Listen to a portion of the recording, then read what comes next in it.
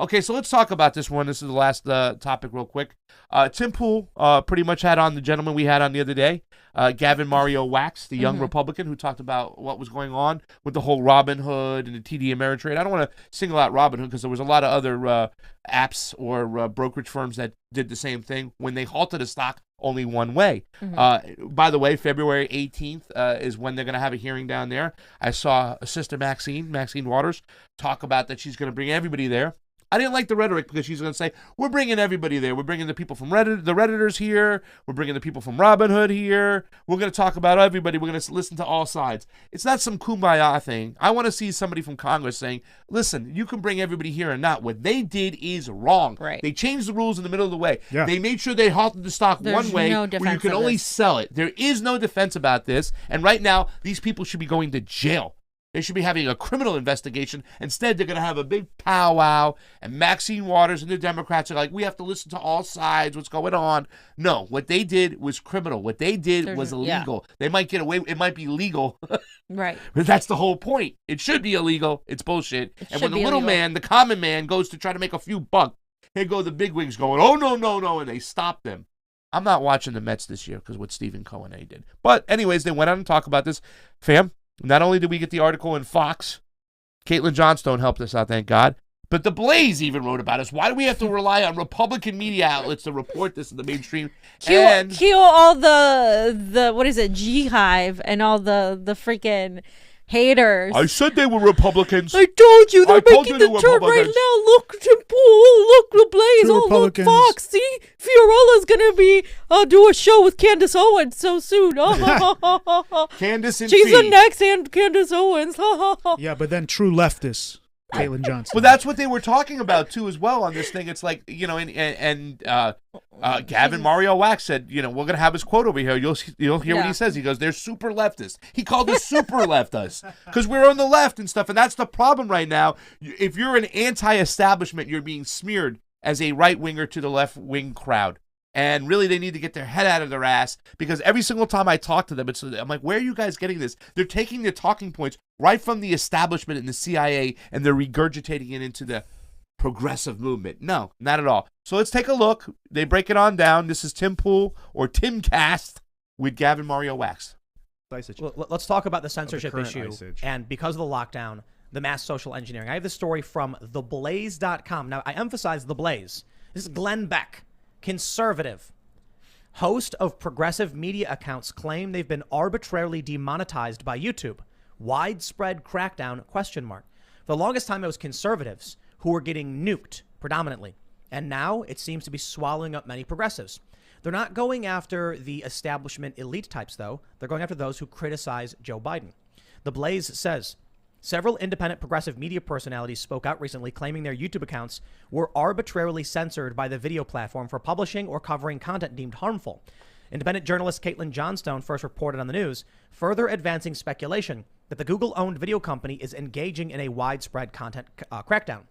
Johnstone We'll just go to 102, wrote in the blog to the 102.13. Yeah. Post Wednesday that progressive commentators Graham Elwood, the Progressive Soapbox, the Convo Couch, Frank Analysis, Hannah Reloaded, and CyberDevan531 have all received notifications from YouTube that their videos are no longer permitted to earn money through the platform's various monetization features, as has Ford Fisher, a respected freelancer who films U.S. political demonstrations. Real quick, Cyberdemon is not a progressive. Yeah. That's Pogs for Bernie. Yeah. But they don't know that. We'll go over that. Yeah. That's they don't know because they're not hanging out. This is why Republicans are reporting on this. If a leftist outlet was reporting on it, they wouldn't have those names in there. They would also have Niko House in there. No, they quoted Caitlin there. Yeah. Which was interesting. Yeah. So. They are? Okay, my bad. So, Caitlin, get with it. What we're seeing right now, again, whether intentional or not, we can't go to the bar. We can't go to restaurants and talk to other people on the ground. All we can do is go on Twitter and see the radicalization. You can see them scream in your face over and over again, insurrection, insurrection, insurrection.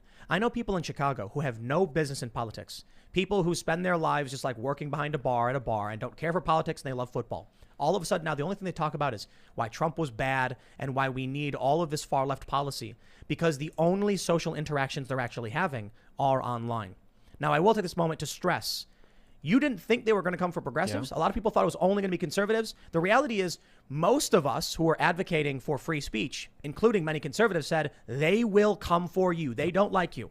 So go to timcast.com, become a member, and provide us that stuff. So he's like, listen, he's starting to build his own platform and his own website because he's so afraid who's going to take him down. You know, earlier in this video, he says it's so funny that people call him alt-right when he has more leftist political views, but he just is anti-establishment and speaking out against imperialism and all these other things. I mean, he's definitely on the right when it comes to saying socialism and all this stuff. Like, again, that's what we were just talking about. Yeah. He thinks socialism is, or far left policies are what AOC wants and these people. No, I don't want what she wants. I don't want more censorship. I don't want, like, this is why we need to have these conversations, because I'm not fucking AOC. I'm the anti-AOC. Well, I'm like maybe Tim Pool will take us on to have these conversations, whatnot, we should. But let's first of all talk about who they're actually targeting right now, right? And take a look at this. Right, it wasn't just the fact that we are on the left; it's that we're on the left and we're anti-establishment and we speak out against Joe Biden, right? So that's a reason why they came after leftists who speak out against Joe Biden. And those fringe issues that we talk about, right? They're fringe now. Election integrity, civil liberties, whatnot. Those people who kind of talk about those things, that's who they're going after. So they're going after a specific person on the left. And if they're going after us, it's because we're speaking truth. We're saying we're raging against the machine, and that's something that they really need to pay attention to. So anything about that real quick about, I mean, is he right when they're saying they go after that article in the Blaze? Are they not right when they're saying they're going after people who speak against the establishment? Yeah, no, absolutely. Yeah, I think they were quoting Caitlin Johnstone, but yeah. Yeah. All right, so here's what our boy Gavin Max Wario Mario said about us.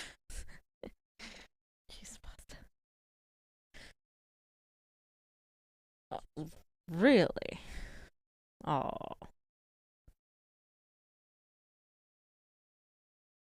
It's coming up, so you're right there.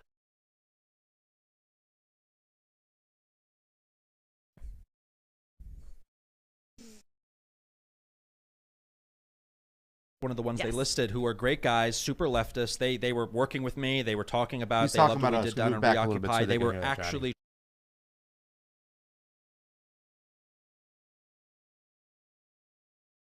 On the Convo Couch, one of the ones they listed who were great guys, super leftists. They were working with me. They were talking about. They loved what we did down in Reoccupy. They were actually trying to work towards a solution. They weren't controlled opposition like AOC.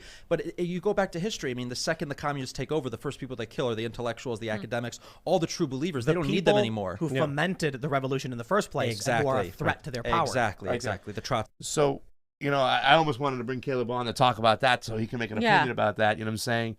But your thoughts about that? Is there any validity to what they're saying, whatnot? No, I mean, I think he's talking about Stalin and the gulags, he is talking about and that. But again, like, you have to take historical context into it, like Caleb does. You can't just say, "Oh, the communists came in and they killed all these people, and that was that." You have to take into context what was going on and the forces that power that were fighting, and how that there was a need for, at that time, moment in time, for more of a centralized system, because they were getting attacked from all sides, and the Western Empire was right there, ready to jump on. So that there's a part of that they're missing.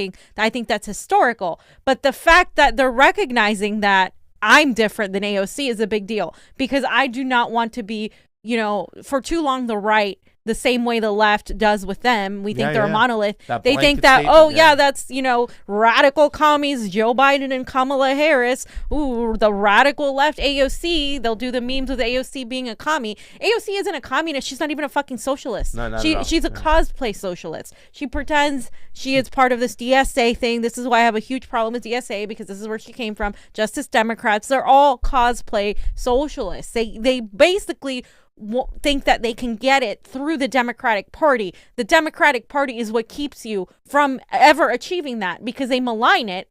And so then nobody on the other side wants to hear you, because they think you want the Democratic Party. And it works perfect to continue with this divide. But the moment he's getting on, you know, they were cool. They were actually trying to talk to me. You see how fucking powerful that is? When we bring people on who I vehemently disagree with their, you know, with their very basic analysis of what communism is, and I would love to go and talk to them about what it is. And in fact, I would love to have Caleb Maupin go on and explain actual theory, like as well and intricately as he knows it, and why it's different than what they're saying, and why AOC isn't a good representation of it, why Kamala Harris and Joe Biden are nowhere near that, why even Bernie Sanders is nowhere near that. And so these are the conversations that need to happen, because we wouldn't have been mentioned on that show had we not had him on. And we had a Republican on, and we get crap. Oh, you're having white supremacists on. You're having all these Nazis on.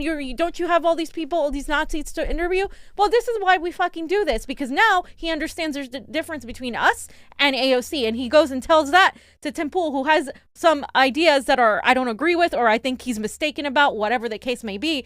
It's those conversations that are growing and that we need to have more on. Maybe sometime we will be on Tim Pool, and I can tell him exactly what I want and what I think, and we can agree on how much we hate the Democratic Party, but then just disagree on how we want to fix this situation. Yeah, I mean, it's so important. This kid is like wicked smart.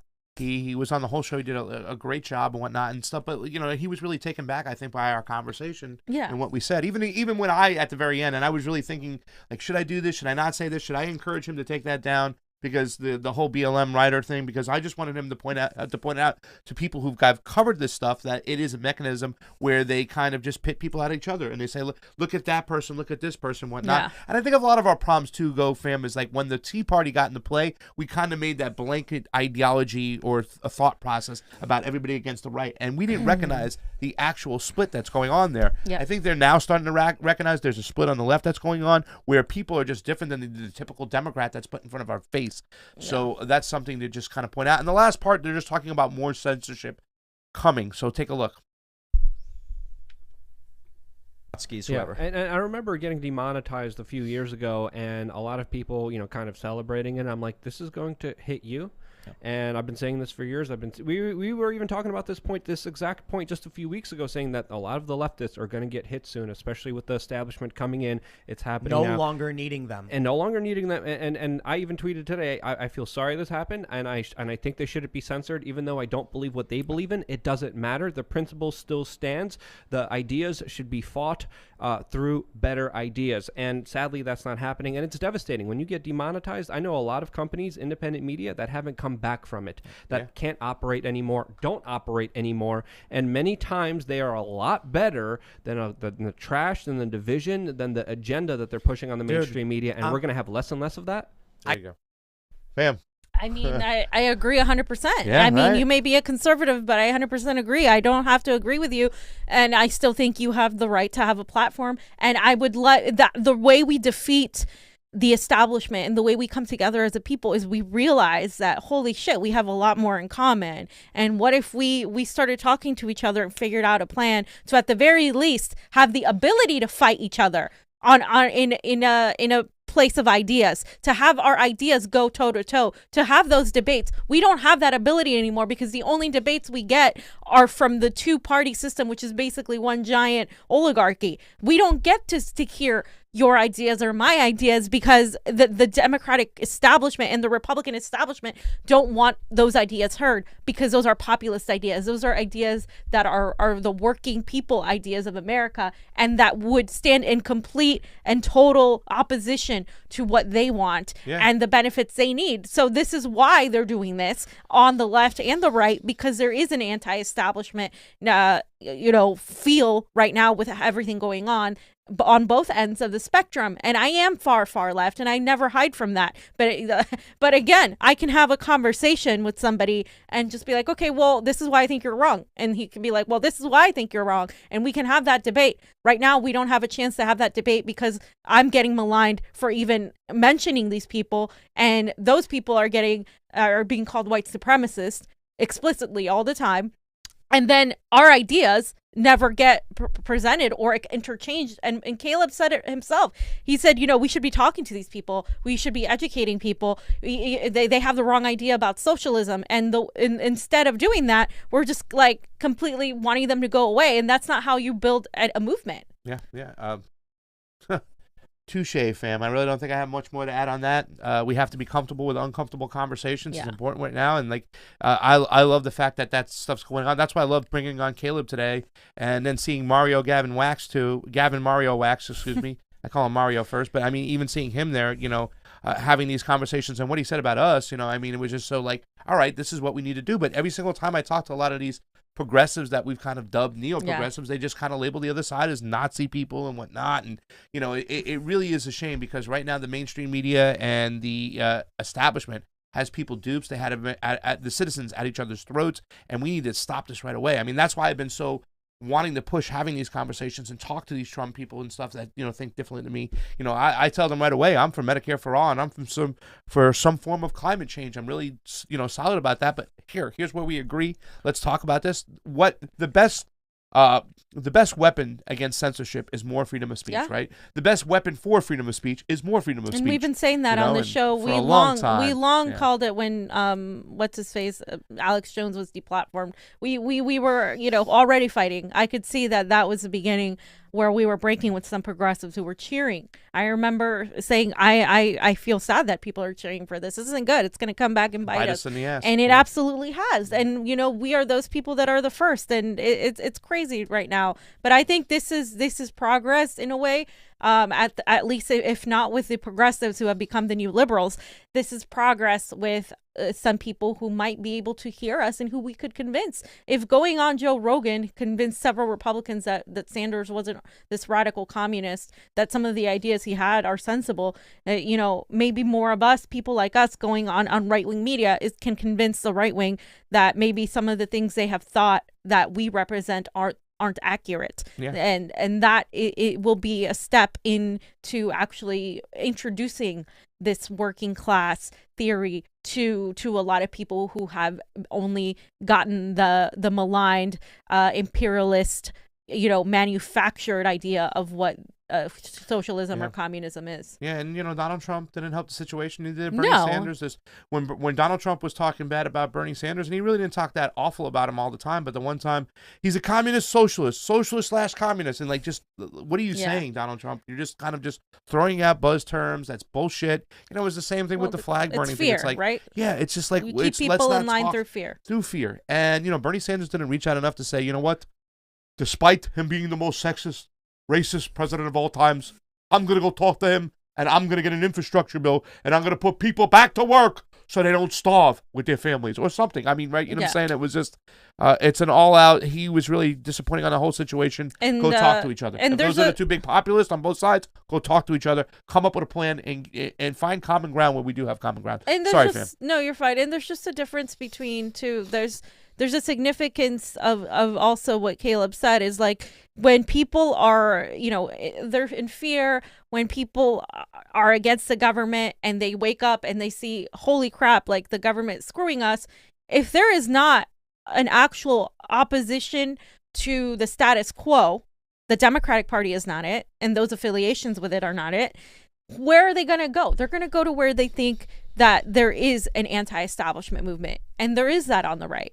And the little bit of the left that is there, and we're here, we get shut out by our own people, by progressives, and we get maligned. And those people end up working for the Democratic Party, and we're still here, being anti-establishment and wanting to find another way that's not through necessarily only electoral politics. It's not necessarily through the Democratic Party. But if there's not a socialist there or somebody to explain, hey, wait a minute, this is what my idea is, then they think that's what socialism is. So of course they're going to go to the right. There's a reason why there's a lot of working class white people and working class minorities now who are going to the Republican Party. It's not because all these people suddenly became devotees of Hitler. It's because these people are economically burdened, and that is the natural progression. When you're economically burdened, somebody fear mongers you into thinking that immigrants are your problem or this other person's your problem. You're going to believe that because nobody's there telling you that that's not the case. They're instead blaming you and calling you a racist. They're not taking into context the working class issues, the economic issues that they should be paying attention to. Oh, yes, you're right. You got screwed by NAFTA and TPP. You're right. Obama did that. Yes, Obama was a neoliberal. Obama exported so many jobs, and we really, he hurt the working class. He said bailed out the banks. Get thrown out in the streets. Focused a foreign policy with Yeah. droning sanctions and completely destroyed these communities in Central America that then needed to leave their countries because they were experiencing massive civil unrest. You're right. Those things. But that wasn't socialist policy. That wasn't democratic policy. Those policies are actually global capitalist policies that did that. And we stand against that. Yeah, and neoliberalism is a global capitalist policy.